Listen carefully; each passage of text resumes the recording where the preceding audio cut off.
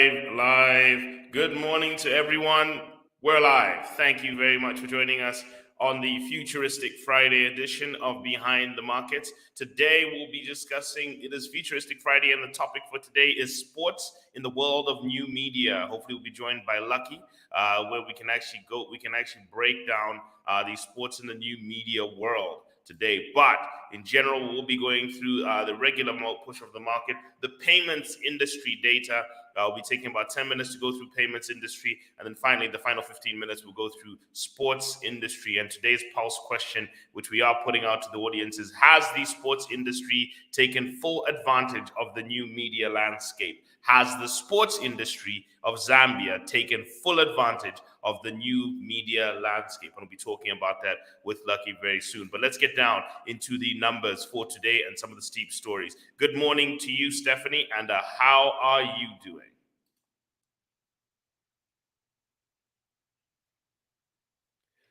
Oh, sorry, Stephanie. I think we just don't have you. It's a bit quiet. I think we've just lost the microphone again for Stephanie. But good morning to you, and I hope you're doing well. Yeah. Let's get into, as we have that technical mishap fixed. Let's get into today's news. This is the 15th of September 2023, and let's round down some of the market data.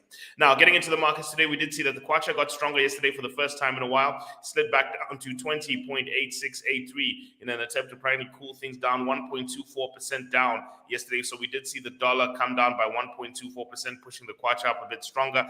Dollar is only up 0.04% on the week, up 0.73% on the 6.73% on the month, and up 15.31% year to date. Still in buying terminology, but still we having a strong day. Yesterday we did see Copperwell Energy Corporation shares sell off slightly, back down by one and where. So we saw the market move down by 0.04%.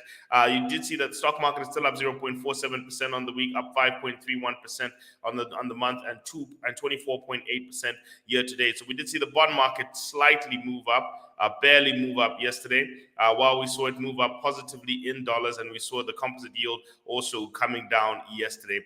Simultaneously, so we did see that, as I said, the kwacha was up. The kwacha strengthened by 1.24%, while we did see at least some momentum deceleration. That also pushed down the rand down 1.45%, up 3.21% on the year to date, and up 7.2% on the month. Now, simultaneously, we have seen that the index for the GRZ bond index stayed about flat yesterday, while we saw the GRZ bond index in dollars rise by 3.66%, mainly due to the positive outcome of the kwacha yesterday, and we saw interest rates come down by 0.03%.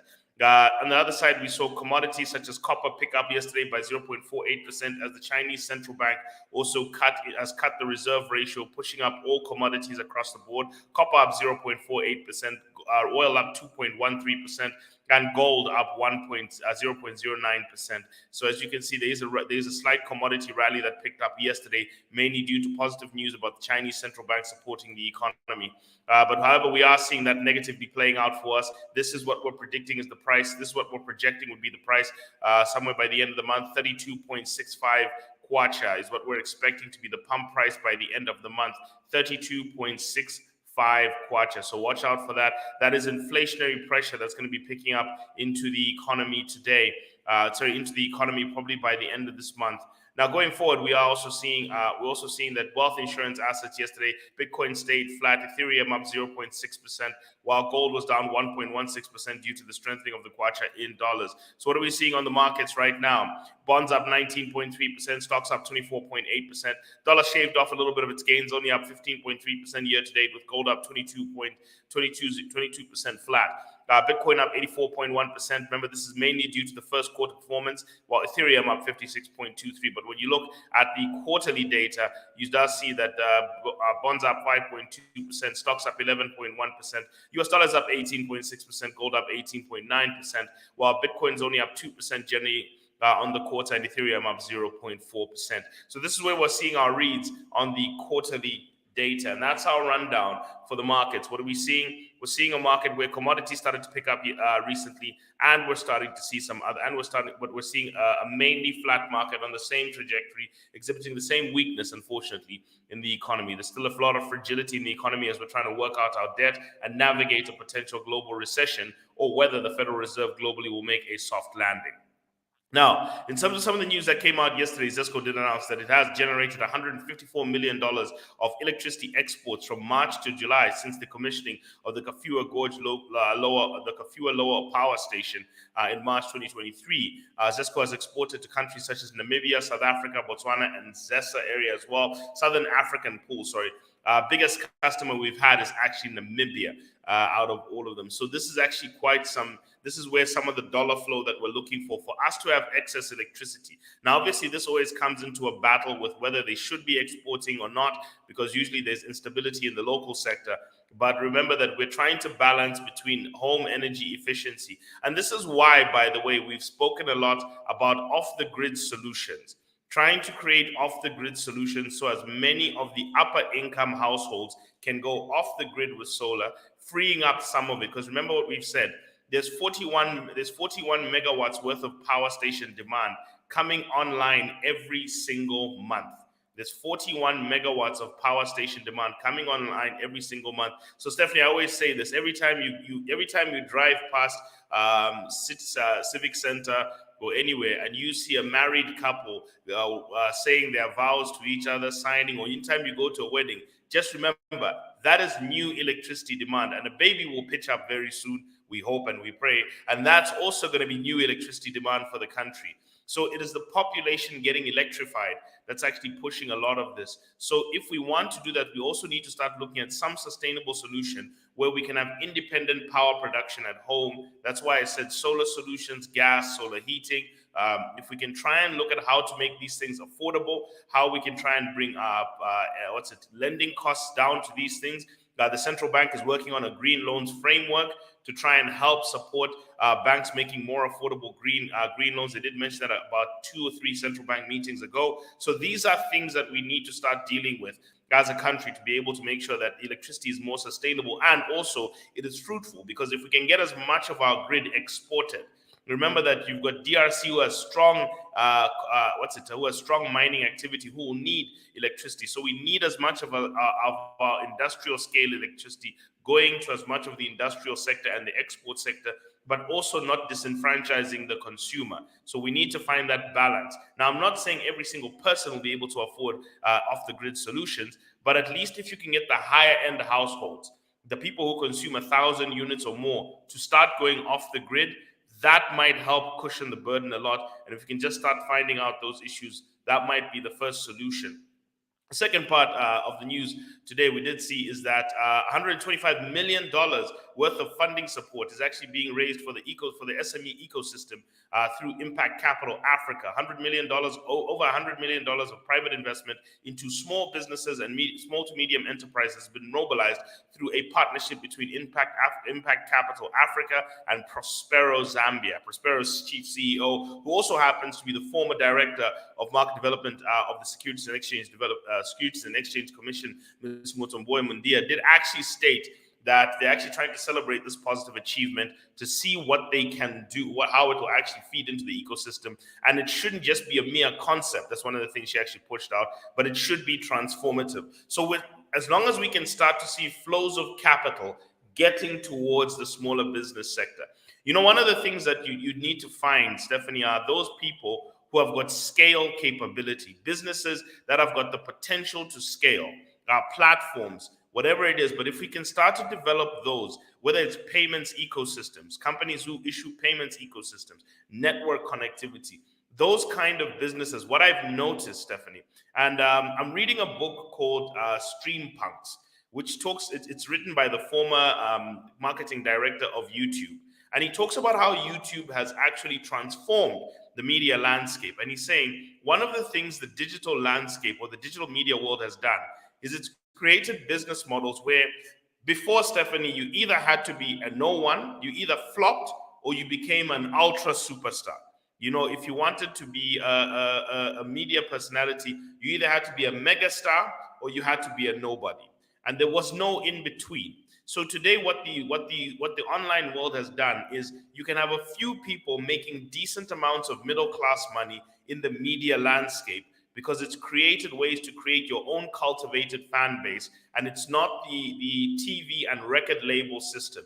Now you can sell your own music digitally. You can do a lot of things digitally, and it gives people the opportunity to not to even if you don't reach mega stardom, you can still make a decent living. So he's talking about how that disrupted things as well. But that's because a network was created that enabled a lot of SMEs to be able to do that. YouTube became a network. So what we have to pump a lot of capital into, this is what we may be missing strategically. What we have to is we have to pump a lot of capital into networking systems that can allow small businesses to operate. If I'll give you an example, Stephanie. Taxi applications, for example, in Zambia have given a lot more people a way to make a sustainable, at least a decent kind of living on the taxi app. I know somebody's going to rush into the comments and say, they pay, but there are a lot more people who have been given opportunities. Before, Stephanie, there was a lot of issues where people used to be on the what's it? Where people used to be on the at the taxi ranks. It was very political, and a lot of people were being excluded, and it was very difficult for people to get customers, and they had to wait through the line system, which was very difficult for a lot of them. Now the taxi applications have democratized the taxi business, and a lot of people are able to now compete favorably for as many jobs as possible. Pricing may be an issue that they may work out later, but the taxi applications, and also now they've introduced food delivery, has introduced a lot more business for the driver community, and therefore a lot more people can put their cars on the road. That's why a lot more people, if you notice, Stephanie will say, I'm buying a car and I'm going to put it on Yango or Lendo or any of these other things. They're putting them on these taxi applications. And that's the issue that's actually pitching up, because that's democratization. So I think one of the things we should start investing in, more than just directly giving money to SMEs, is giving money to ideas that enable SMEs, whether it's platforms and connectivity, all these kind of things, because platforms will automatically, once Facebook became mainstream in Zambia, people figured out how to make money on Facebook. Once YouTube and all these things become mainstream, people start to figure out, once Zambians got access to the internet, they figured out how to start making money on eBay. Once you give people electricity and access to something, they figure out how to make money, because the need to make money supersedes them sitting around and complaining. So I think that's one of the things you need to monitor, is how can we create efficiency networks that can go into society, make things easier and better, and therefore make it easier for smaller businesses to interact and do business with each other, or interact and do business with their customers. Because today, Stephanie, back in the days, you needed loans and capital to start a business. Today, you just need internet connectivity, you just need a few products, and you just need sales skills, and you get on social media and you build an audience and start selling. That is literally what the startup business today is like. The startup ecosystem is a bit different to the old days ecosystem, where you had to build a business through intensive capital. You needed a big office, everything. Today, Stephanie, your office can be online. You can interact. Before, you needed bank accounts and payment systems and all that. Today, you can receive payments through mobile money. There are ways that are more friendly, because mobile money got invested in. Now small businesses could easily start to receive payments from customers who are far away. Before, you had to have internet connectivity, all this stuff. Now you can actually afford to access your customer base much easier. You can get a payment from somebody in the copper belt today while you're in Lusaka through mobile money, if you want to start selling products. But that's because the investment was done in the mobile money network, which made it easy for the small business community to now start figuring out how to use it. So I think what we need to do is we need to look at small business disruptors and enablers that make it easy for the small businesses to actually pitch up. I'm not saying no capital should go to a small business. What I'm saying is we need to put a lot of effort into those things. And I'm hoping to see that's where capital like these $100 million, $120 million bundles are starting to go towards network connectors that make it much easier. Investing in fiber, investing in these things, it does allow it. And also, infrastructure investment, even by the government, should be about making it easier for the small to medium enterprise to thrive and do business in that ecosystem. Other news that we did see yesterday, Stephanie, was we did get a notice. We did get a bit of news yesterday that due diligence on potential equity partners for Mopani is ongoing. Government is seeking to bring negotiations to a close to get activity back into the copper belt and support the vision of 3 million tons of copper by 2032. We also did see that KCM negotiation conclusions. Following the KCM negotiation conclusions, the Minister of Mines stated that the government will ensure that KCM will uphold its promise. But really, they're trying to drive at what will happen for economic growth. Now, yesterday, I did show you this chart, but now I've added in Zambia. And I think all of you all can see now why it's been devastating in terms of economic growth. But let me just switch a bit. Look at Zambia and DRC in terms of economic growth. Look how we were lockstep. DRC was only slightly more than us because they're a bigger population and a bigger landmass. But take a look how we were lockstep.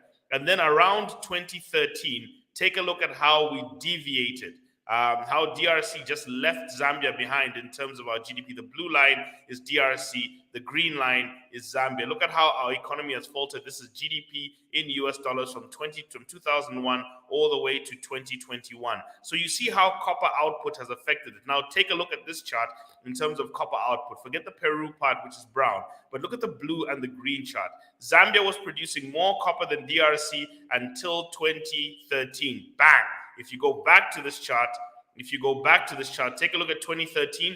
That's the year you start to see the divergence between Zambia and DRC. And when you look at this very carefully, DRC now continues its journey upwards in terms of copper production. It's moved from 2013, where we were looking at just under 1 million tons. DRC is heading towards 2.5 million tons, 2.4 million tons. Zambia has been stuck at 700,000 tons of copper since that period. We have not grown our copper output, and therefore DRC has taken off and left us behind.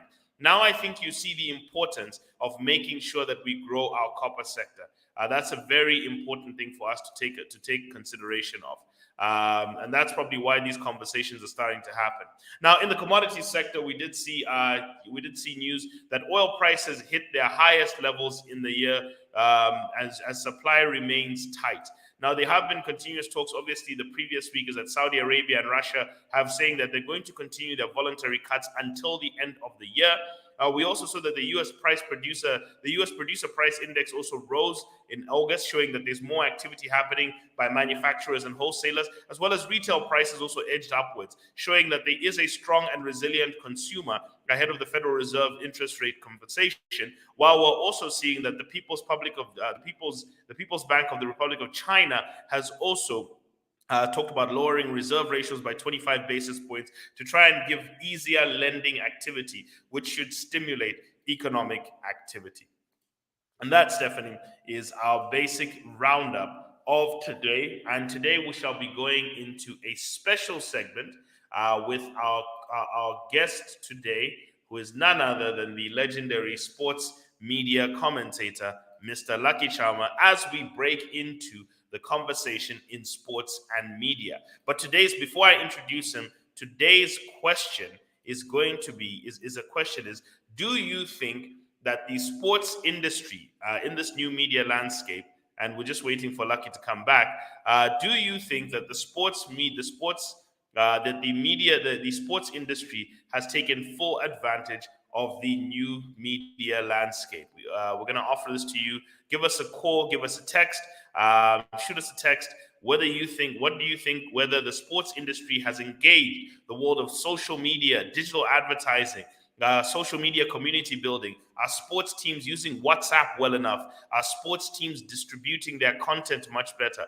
What are sports teams doing and the sports industry? Or is sports still thinking that it's the same ecosystem of the 1950s where you could kick a ball around and everyone just pitch up because they were nowhere else to be? Or do they not understand that today's people are spoiled for choice in terms of their ways of accessing content and media? So we want to talk about the different avenues of the sports industry, especially given the media. Last time we talked about the importance of sports in society. Today we want to talk about sports and media, and we're waiting we've got Lucky here in the middle. We'll be waiting for him to maybe open up his microphone and show us, and switch on his camera and show us that face of his as he joins us today. But sorry, Stefan, if you got a question. Sorry, your microphone is off.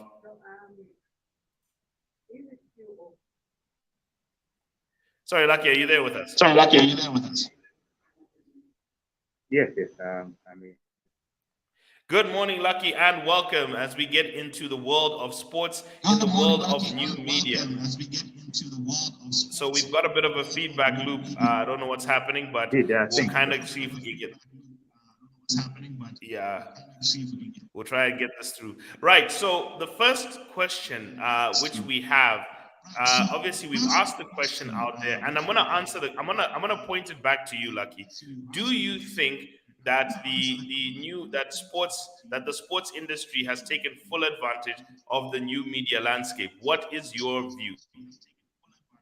of the new media landscape. What is your view? All right. Thanks, Amyumba, and also very, very important question. But the,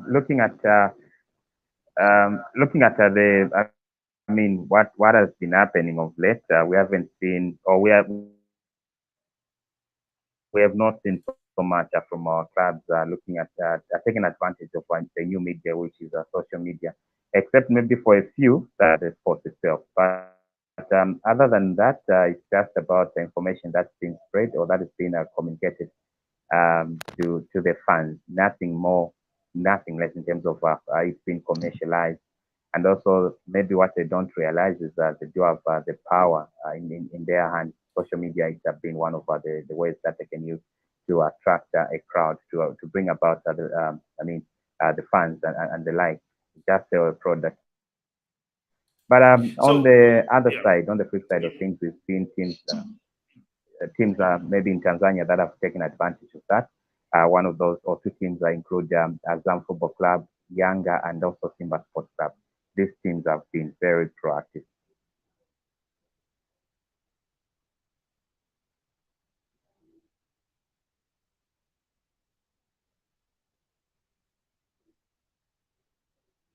A bit of a microphone mishap there. I don't know if you can hear me now. Now let's get into the secondary part of it, which actually makes sense. Also, is the rapid rise of now. Having gone through some of this, Lucky, we've actually picked up that the rapid rise of the smartphone has drastically changed the media industry. Now, smartphone proliferation has also become the most effective way to connect with content. Even Facebook shows that about 85% of Facebook users access it through their phones. YouTube also shows that in terms of Africa, its access is mainly through the phone. Even data shows that in Zambia, it's also about three quarters access through the phone. So smartphones have also given an opportunity for fans, for clubs and sports media to directly interact with fans, whether you're creating WhatsApp groups of fans, whether you're actually interacting with them directly, WhatsApp messaging. And you can also, and now the question is, what can they be doing, Lucky, to interact? Because I'm walking around every day with a smartphone, and I'm not saying everyone in Zambia has one, but at least now 35% of the population and above has a smartphone. So if you're looking at about 35% of the one third of the population having smartphones, that's direct access to these people. That's them being able to now communicate and interact a lot more. What can the clubs and the sports clubs and what's the teams do? Start using that device to drive more people to the stadiums regularly, and also building fan clubs, because I think that's extremely important. Yeah, from starting with the aspect of fan clubs, I think that has been also one of the challenges that fans have been facing. Just yesterday, I did post something like asking people why they don't belong to fan clubs, and others feel they are not so organized. Others feel there's nothing beneficial to belong to such fan clubs or to belong to fan clubs, especially those that are run religiously by the clubs themselves, who want to take charge of everything that the fans are doing, predict, detect what the fans should do. I think they don't find it funny, and also they don't as well just give the values of belonging to those fan clubs because there are some people or some fans that feel the need. They know that it's important to belong to the fan club. It's a one way to support the club, one way to support sports in the country, and also just a way to as well feel a belonging to the club. It feels special when you have something that you can remember for. We contributed to maybe put terraces, we contributed to do this and the like. So fans have a role to play in that. But how are the clubs now connecting using maybe the devices, the smartphones, and everything that has come in place? I think not so much has been given.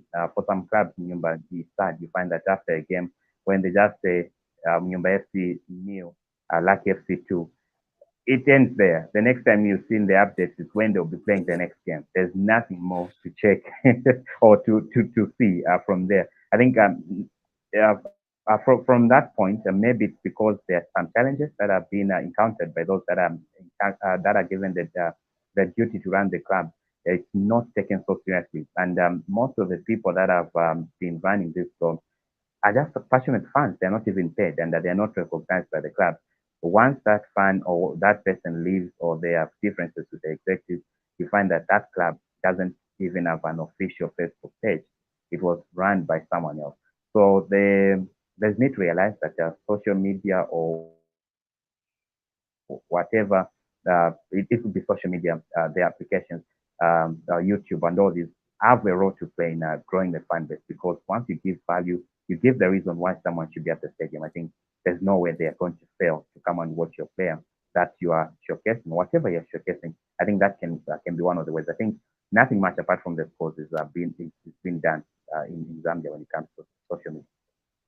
And I honestly think that the musicians are the ones who have tapped into social media much more effectively than the sports teams. And that's the sad part, because I think sports teams, I'm not saying the musicians don't have a place, but they seem to have, because you can see the musicians' Facebook pages are somewhere, some of them are hitting towards 1 million, Instagram pages hitting towards half a million, and they're able to galvanize audiences. Now, whether that translates into money well spent, that's a different story. But even just getting a true fan club of 1,000, 2,000 Zambians who are really highly engaged, because one thing I've seen, Lucky, when it comes to sports is sports fans are deeply emotional. You know, you can be a music fan and just like that person's music, but sports fan is like an identity. People can say, I like such and such's music, but I am a fan of being a part of a sports club, fan club, or something. It's actually an identity for people, and that's why I think we have to be. I think the sports industry has to be a lot more intentional. Now, one of the things I also wanted to look at, Lucky, is capitalizing on the world of video media online. Now, obviously, it does require compelling content. This is why I try to look around, Lucky, for proper local league highlight reels, even for the games that are covered. And you don't really get good highlights packages of what's happening in the local leagues.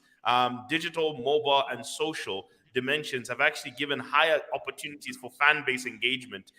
If you actually even look abroad, I was seeing an interview of the WWE, and they said they actively use digital, mobile, and social to make sure that they interact with the fans, which drives them to the stadium. They buy merchandise, they pay for streaming, everything. So a good YouTube highlights reel keeps the fans constantly engaged. Good, constantly video media that you're pumping out either on Instagram and and Facebook, and therefore it does give them access. However, Lucky, if you're gonna compete in the world of video media, you also have to recognize that you're now competing on a global platform. Then that properly now what's happening. So what's your take on what sports teams can do or should be doing, or maybe even are doing, to start embracing the new world of technology and how to actually start tapping into video media and the world of video? Yeah, I think one thing is that they need to open up. But I think there's so much secret when it comes secrets in terms of Zambian football. Starting with the transfers, you never know.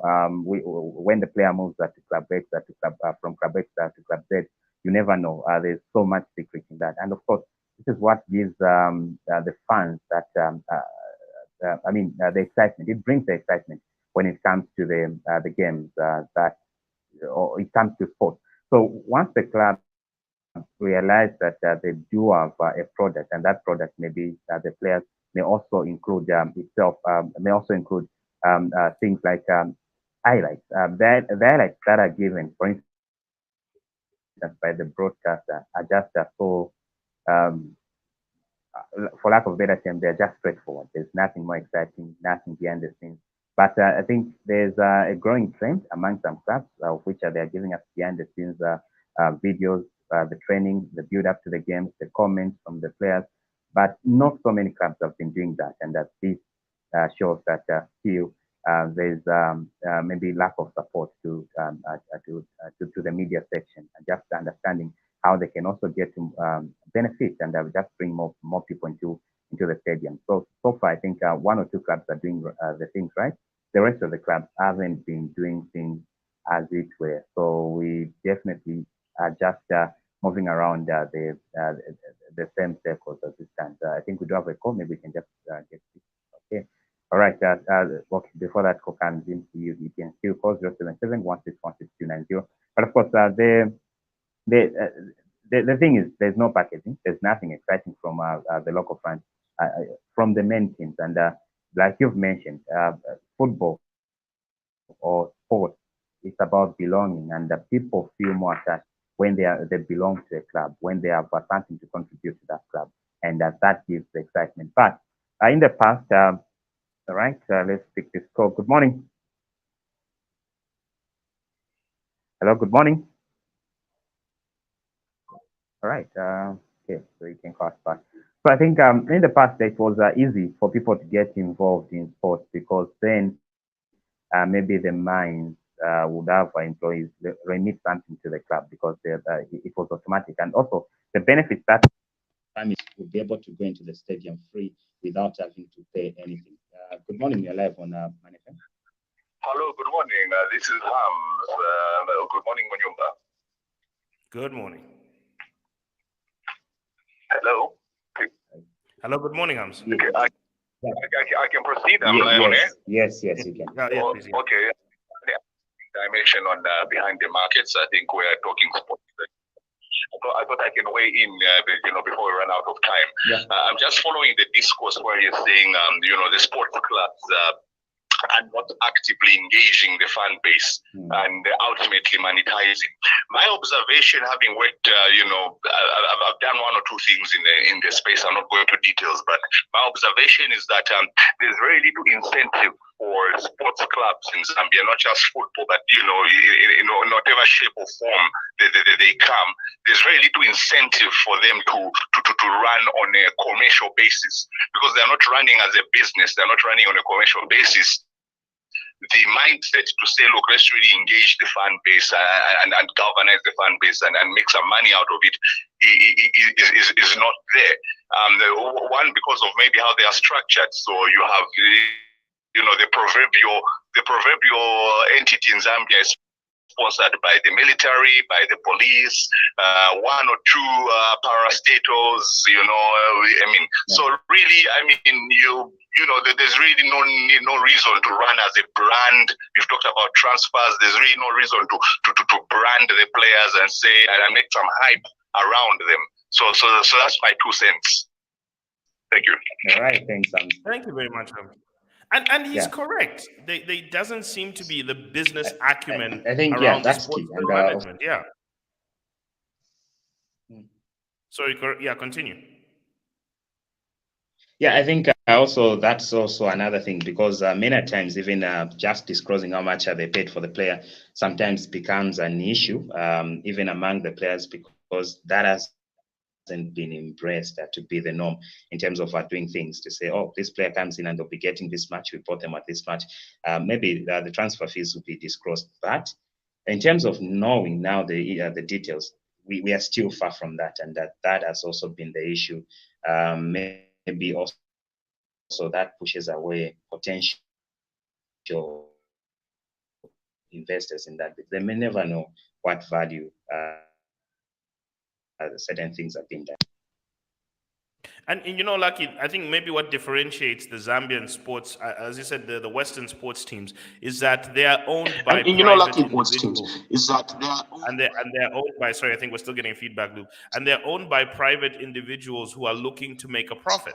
They bought these teams and they're looking to make sure that these things operate at a profit to actually justify their purchase and their spending of money. It's private equity that has gone into this industry. So I understand where it's coming from.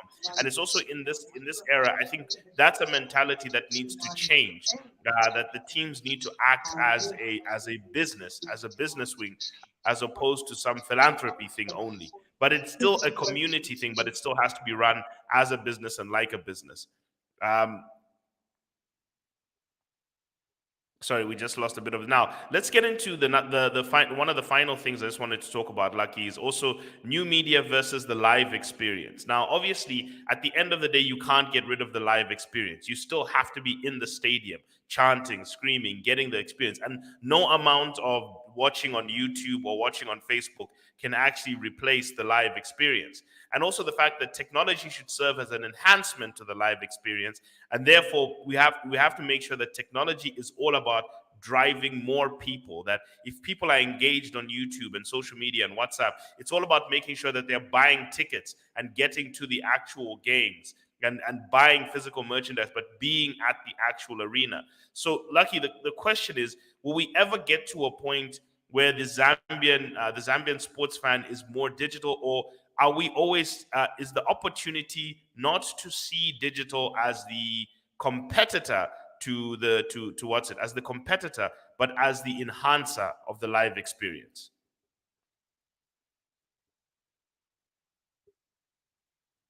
So I don't know if you could just turn your microphone on.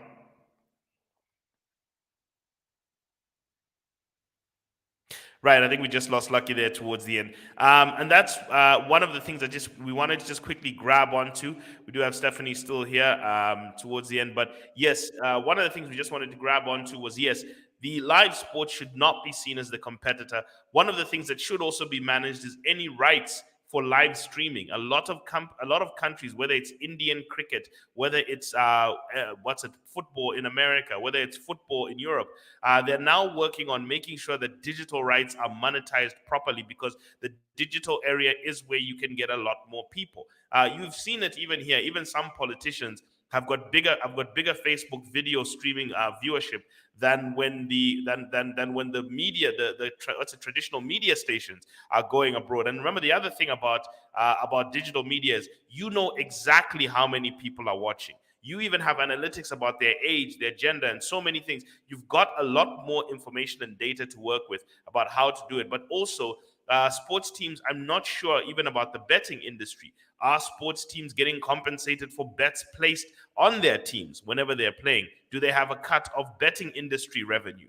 That's another thing, because betting clubs, betting systems, and betting services are a big thing in Zambia, and therefore, are we getting our sports teams to actually get paid for according to that? And finally, one of the things, obviously, to promote is that many of the sports industry players around the world have got what we call a three-tier system: analog, where you've got TV and radio. Tier two is social media and any streaming and subscriptions, whether it's fan based subscriptions, club subscriptions, patrons, whatever it is. But they've got some sort of subscription that's funding them, and they're able to now tap into all three of these things. We would love to talk about other things, but unfortunately, we are kind of out of time at the moment today. And this has been a conversation on digital media, but it is an important point that our caller did bring in, and hopefully we can have Lucky say one last word. That our caller did bring in, where he did say, unfortunately, we're not running these clubs with business acumen. They're running more like social clubs more than they're running as businesses. And therefore, we're missing out on the industrial gains, because sports has the ability to hire ground staff, trainers, people who stitch together outfits. There's people who sell things, people who have concession. If you have a stadium full of people, there are people selling drinks, people selling food, people selling everything. There are women there who sell what's it, goat meat, even at some games.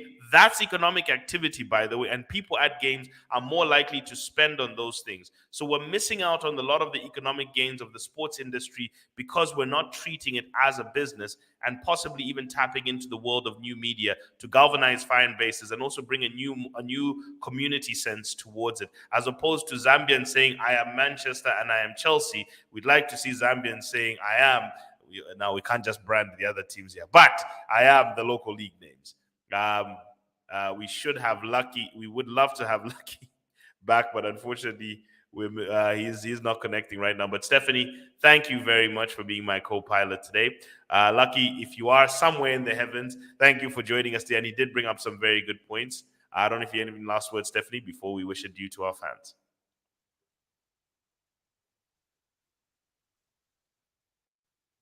Okay. Right. Right. I think we still have microphone issues. But with that, thank you very much. Yes, we did hear you. I did manage to lip read. That's the one thing. But thank you to everyone. And it is bye for now.